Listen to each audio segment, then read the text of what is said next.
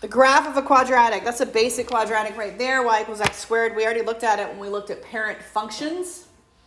Horizontal, shifts, reflections, etc. We all did that. This graph is called a parabola, which we hopefully already know. Let's talk about a few things within this little paragraph here that I want to point out. The first one is the axis of symmetry. Again, this is a review from Algebra 2. Axis of symmetry, that's the little guy that goes right down the middle. For this standard one, it's actually the y-axis, but right down the middle, he will be a mirror image over that. It'll divide your parabola right in half. At the bottom or the top, depending on if your parabola points up or down, you will have a vertex, right? It's a little point where it turns. So keep in mind, this vertex represents the minimum or the maximum of your parabola. If the parabola points up, it's the smallest point or the minimum. If it points down, it is the maximum. All right.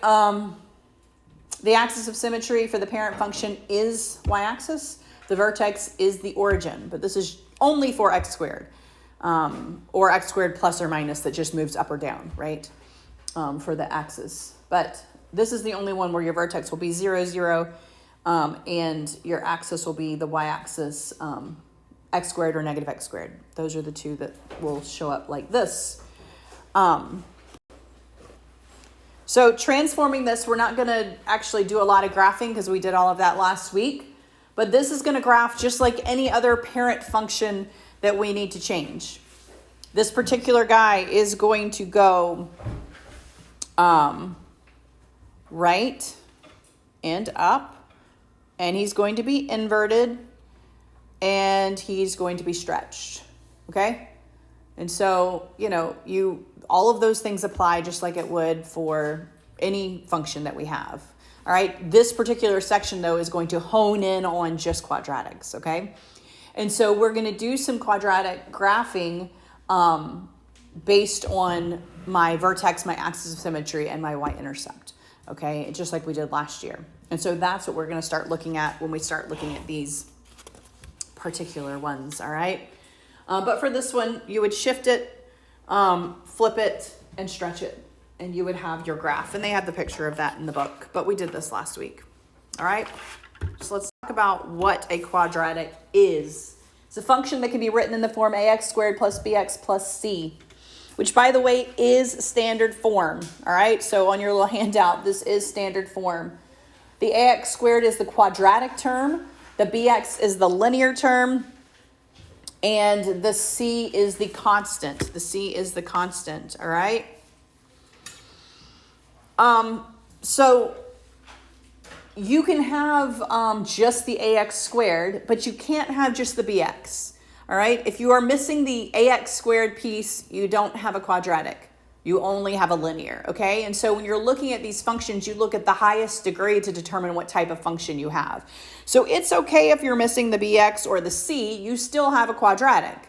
But if you're missing the x squared, you do not have a quadratic. You have a linear, okay?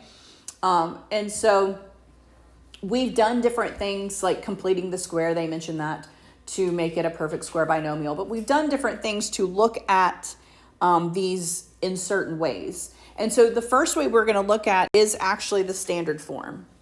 All right. So when we look at standard form, we do have in this order. So vertex is going to look a little bit different. This is going to be either y or f of x equals ax squared plus bx plus c. Once again, your b or your c or both could be 0, meaning you just have the x squared, but you do have to have that quadratic term. All right. Typically, when it's in this form, you will have some things that always happen. And so we're going to look at those specifically. This is your quadratic term. This is your linear term. And this is your constant. All right. All right. So let's look at what these things do. Couple things about A. If A is, and we'll try to write big here, if A is positive, the parabola will open up. If A is negative, the parabola will open down. All right. if a is, the absolute value of a is less than 1, so let's say it's a fraction, this will be a wide parabola, so it's going to squish it. If the absolute value is greater than 1, this will be a narrow. It's going to pull it out. All right?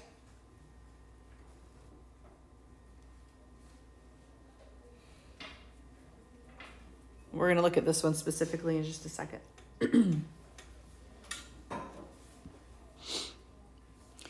B causes the parabola to shift diagonally. So we're going to look at how it shifts a little bit. Hopefully y'all remember your little shortcuts. But it does shift diagonally away from the y-axis. And we'll see why that happens. In standard form, your constant is also your y-intercept. Only in standard form, but in standard form, your constant is your y-intercept.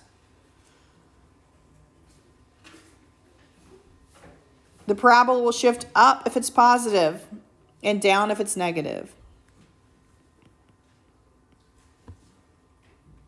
All right? So let's look at this particular function that they gave us a picture of here.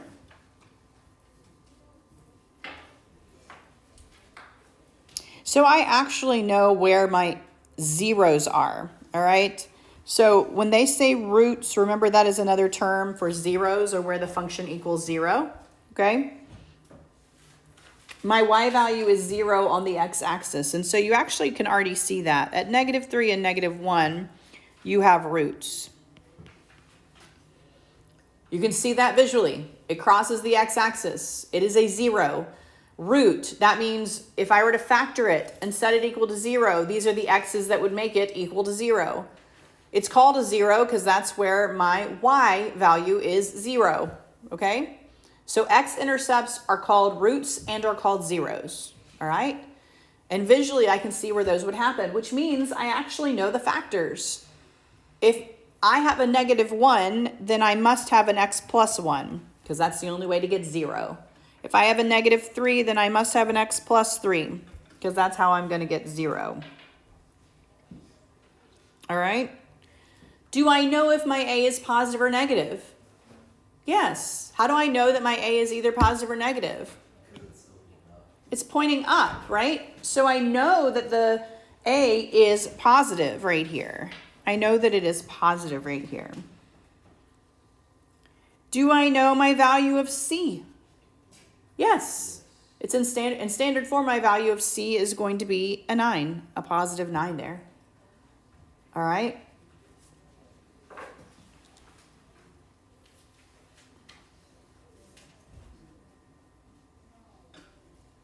Now there's one way I can tell what that a is. So on a standard parabola, if I were to graph a standard parabola, and I'm going to do it over here, I would start at 0. 1 would give me a 1. -1 would give me a 1. 2 would give me a 4. -2 would also give me a 4, just x squared, right? So my standard parabola looks like this. However, 1 away from my vertex actually went 3 up. So everybody see this? When I went 1 over on standard, I went up 1. When I went 1 over here, I went up 3. 1 over here, I went up 3. That is how I know what my a is, by the way, is how much it stretched it, okay? It would have gone out 3 had it been 1/3, by the way. It went up 3 instead of up 1. And so my value of a is actually a 3 here, which I'm not actually going to make y'all do all of that, but we're going to actually see where it comes from. And so if I know I have an a value that's positive, and I know my two factors that gave me my zeros, I can actually come up with this equation here. FOIL it and distribute.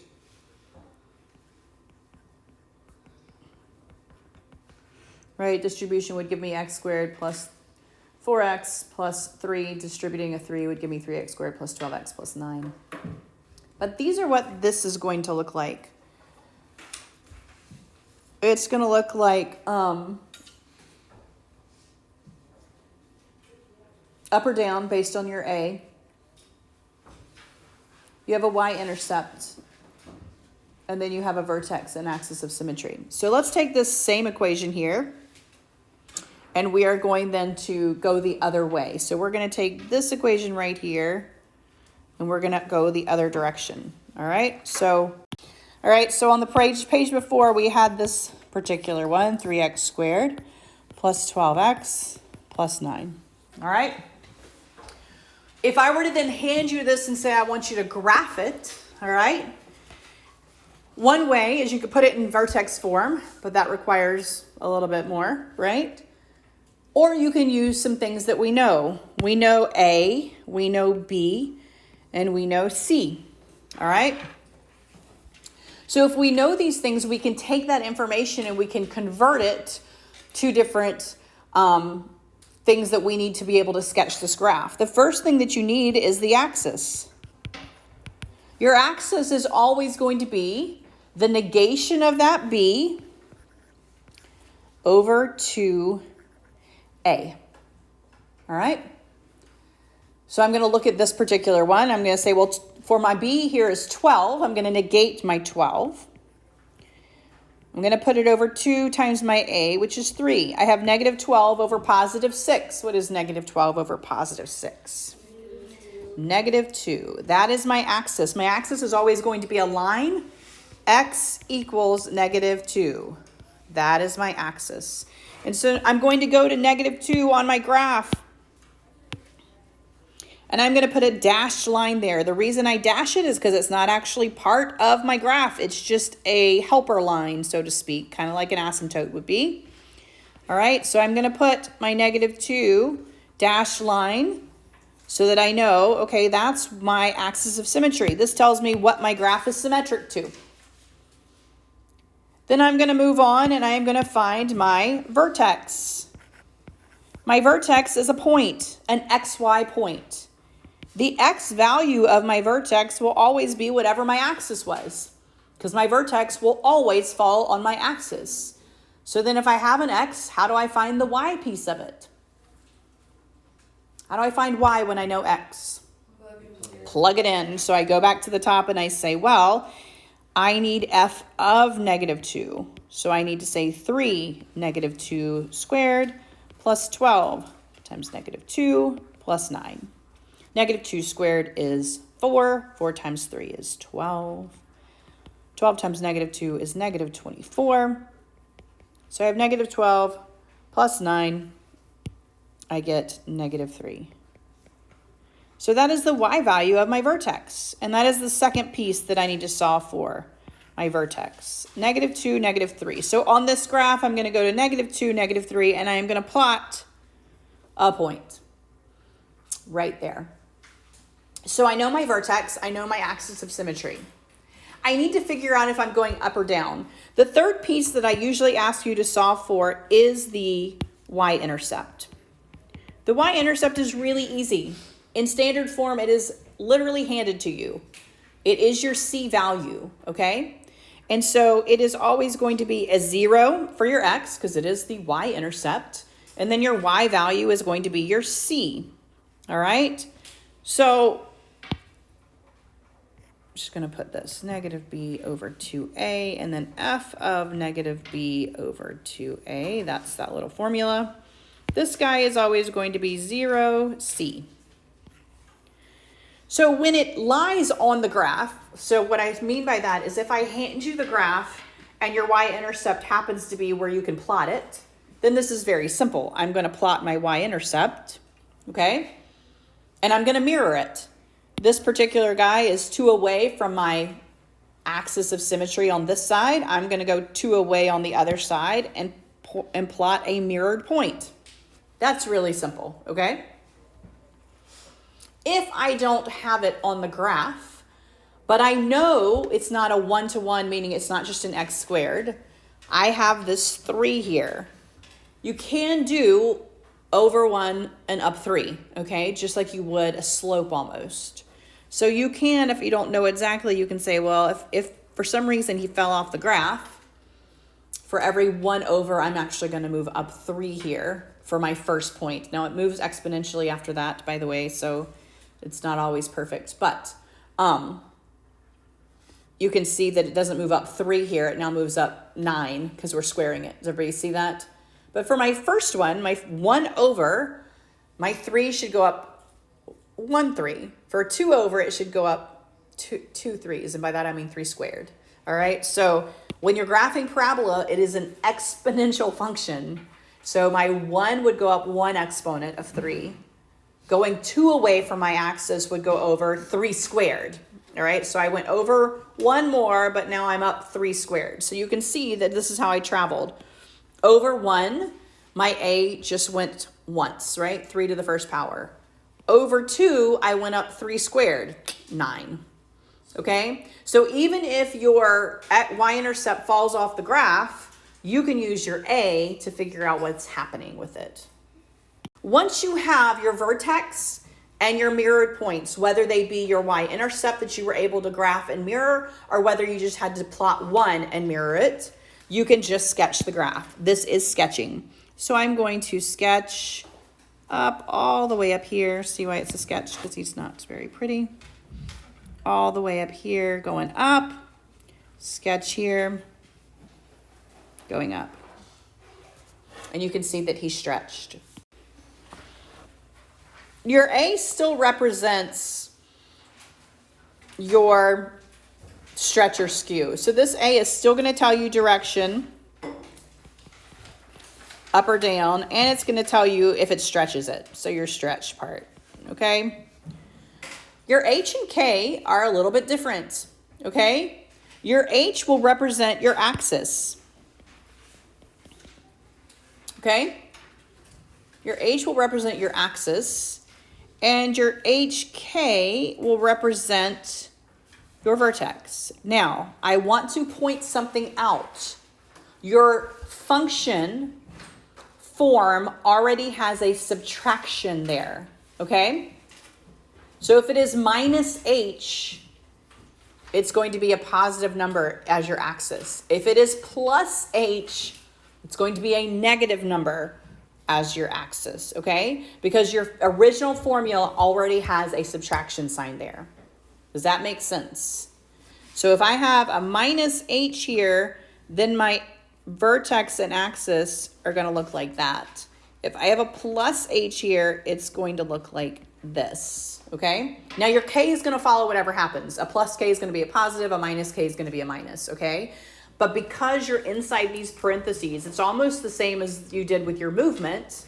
It's opposite of what you would think it would be, okay? Opposite of what you would think it would be. All right, so let's look at vertex form for this same little guy. These are all the same as your standard. You don't even have to fill in the A. If A is positive, it's going to open up. Negative is going to open down. Greater than 1 is going to stretch it or make it narrow. Less than 1 is going to squish it, make it wide. Here we go. H is the value, x value of the vertex, but keep in mind, it's opposite. So if you want to write negative h there, you can, okay? But it is opposite of what it looks like. So if you want to say, okay, negative h there is my x value or my axis, and it is the x value of my vertex. Okay. This does cause it to shift left and right. Think about when we moved them. That's just what a parent function looks like. When it's inside parentheses, it moves it left and right, opposite of what you think. Negative will move it right. Positive will move it left. Okay?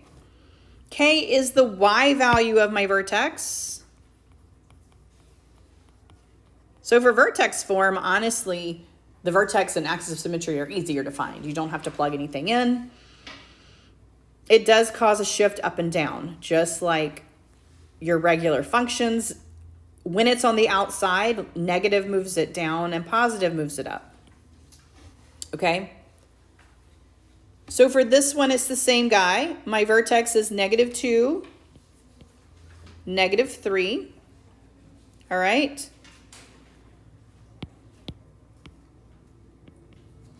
So my vertex is -2, -3, but my H is going to look like a +3. My k is going to look like a -3. All right? It is still opening up and it is still being skewed by 3. So my a is still 3 here.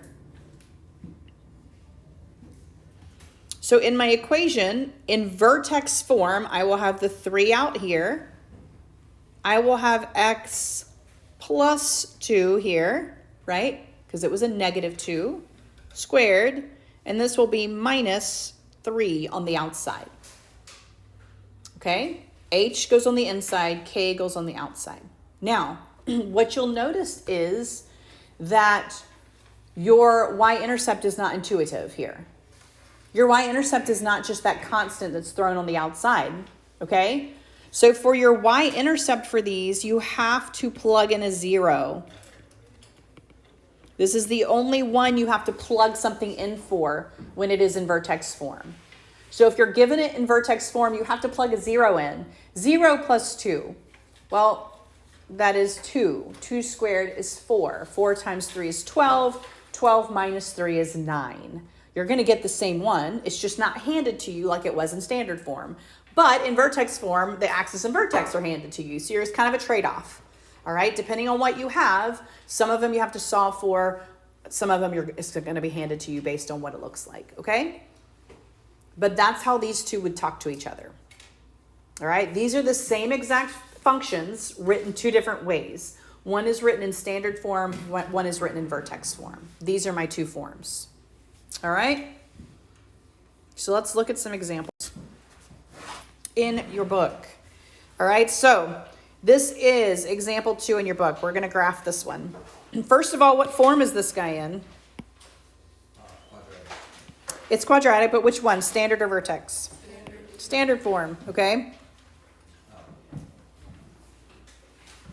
So we're going to do it the way I would ask you for it. We're going to give the axis, the vertex, and the y-intercept, and then we'll talk about the rest of the questions here. Axis is negative b, which is negative 12 over 2 times a. So again, this one's going to be what? Negative 2. That is my axis. And I'm going to graph that. So I'm going to go graph negative 2 vertical line. All right. Vertical line at negative 2. So my axis looks like this. X equals negative 2. That's the first answer here that we're going to talk about. My vertex, I'm going to plug it in. 3 times negative 2 squared plus 12 times negative 2 plus 8. All right.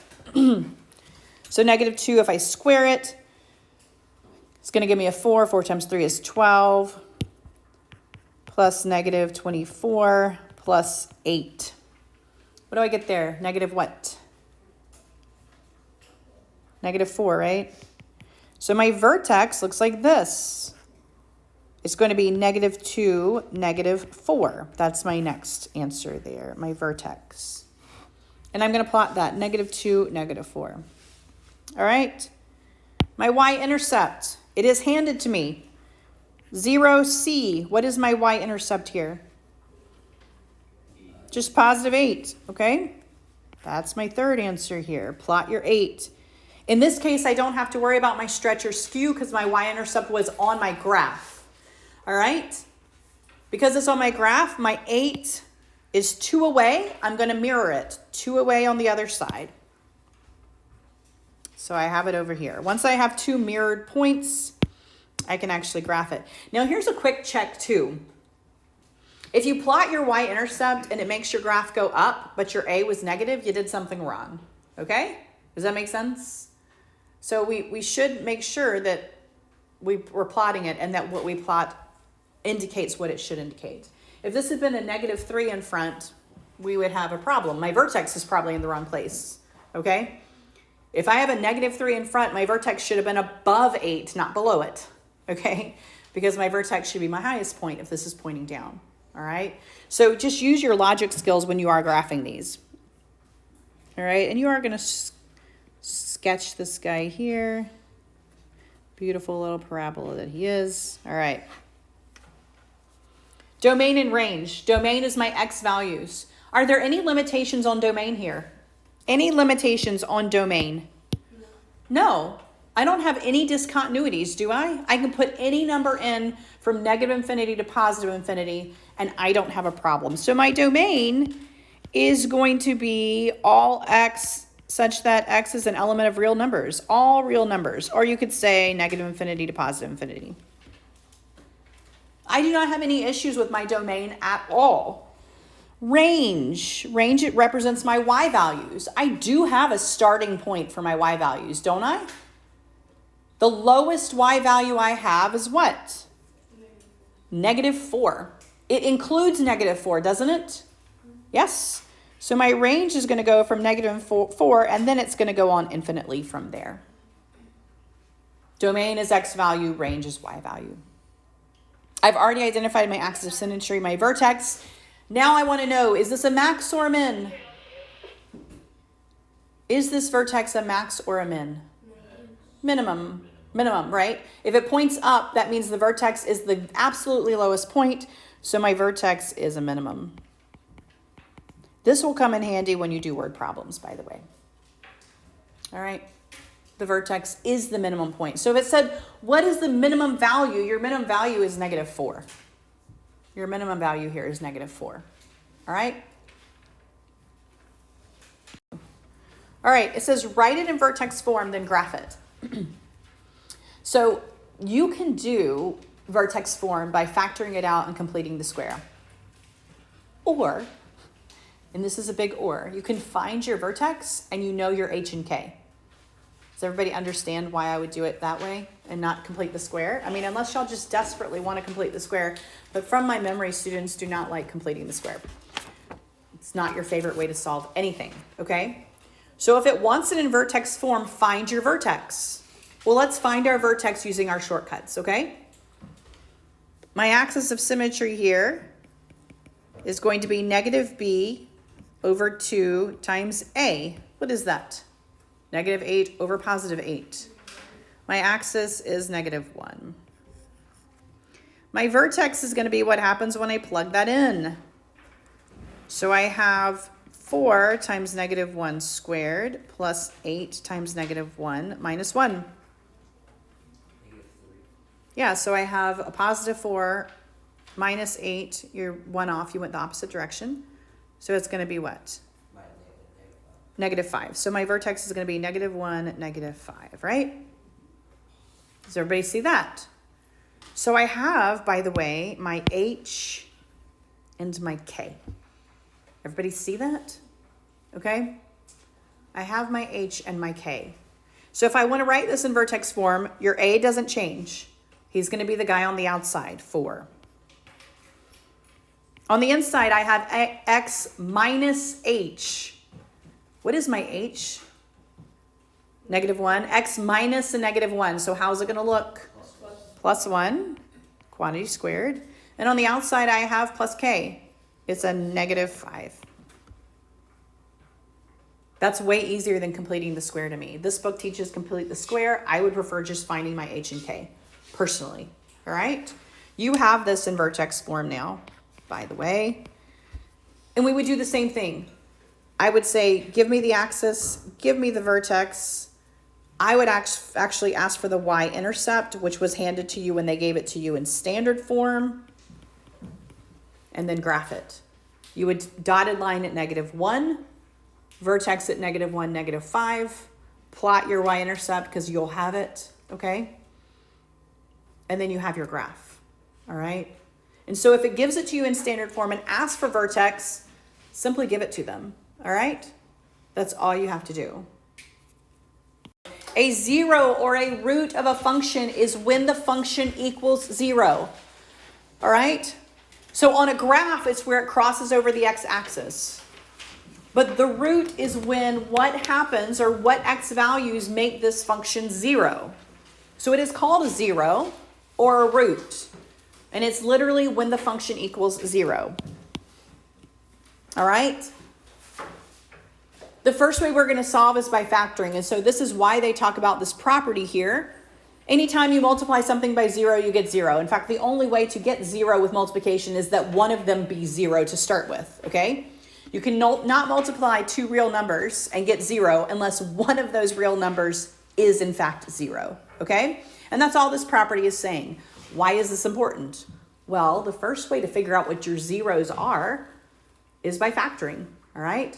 And you're going to say, well, if I factor, as long as whatever causes one of these factors to be 0, I will have a root or a 0 at that particular number, all right? So that's what we're going to do. Find the 0 by factoring. They want the y-intercept first and the zeros. Well, what's the difference between a y-intercept and a 0? Well, the y-intercept is when x equals 0, right? The x-intercept, or the 0, also called the root of the function, is when y equals 0, okay? Now, this guy is technically in standard form, isn't it? Ax squared plus bx plus c. So y-intercept is handed to me on a silver platter. Technically, this is ax squared plus bx plus c, is it not? Do I have to do anything to solve for my y-intercept?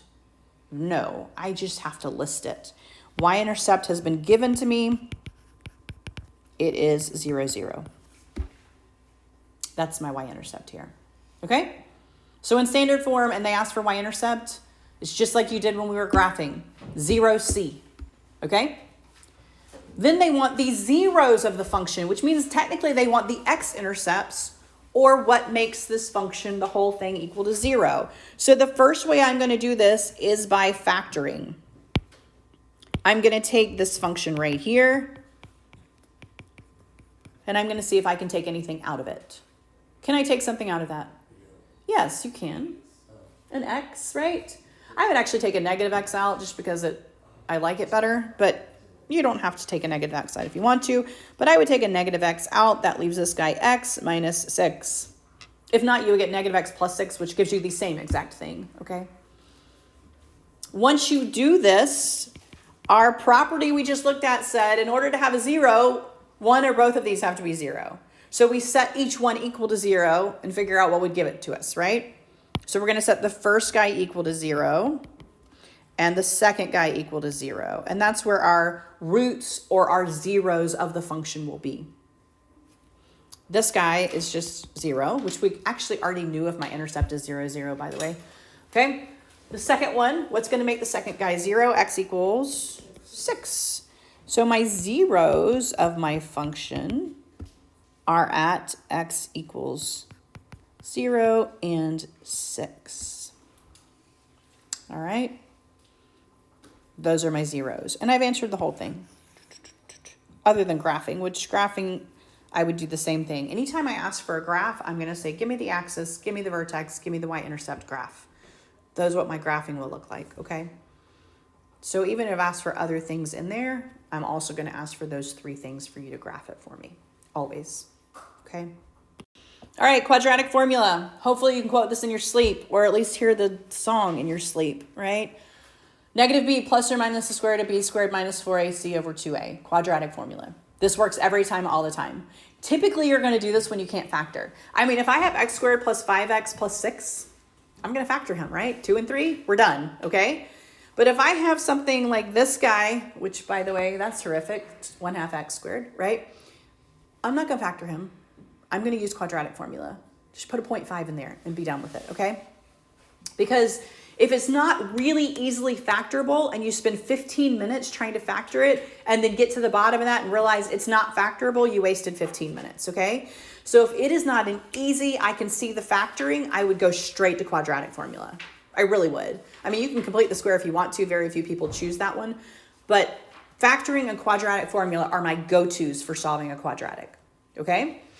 And so if you look at that and you're like, there is no way I'm going to see if that thing factors, I'm going to go straight to quadratic formula.